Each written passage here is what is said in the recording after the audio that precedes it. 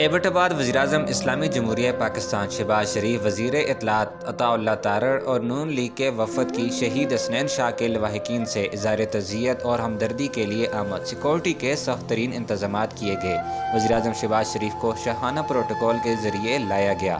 اس موقع پر آئی جی خیبر پختونخوا اختر ایاد خان کی جانب سے وزیراعظم پاکستان میاں محمد شہباز شریف کی ایبٹ آباد آمد کے موقع پر ڈی پی او ایبٹ آباد عمر طفیل خان کی سربراہی میں بہترین سیکورٹی مہیا کرنے اور ٹریفک کے بہترین انتظامات انجام دینے پر S S P traffic Tariq Mahmood Khan, traffic staff اور تمام سیکورٹی فرائض سر انجام دینے والے پولیس افسران اور جوانوں کو شاباش دی گئی۔ شہباز شریف نے اظہار تعزیت کرتے ہوئے کہا کہ ملک میں اسمگلنگ کی روک تھام کے لیے بھرپور کردار ادا کرتے رہیں گے اور حسنین شاہ کی قربانی ہمیشہ یاد رکھی جائے گی اور آئندہ بھی ملک کی بہتری کے لیے کسی بھی قربانی سے دریغ نہیں کیا جائے گا۔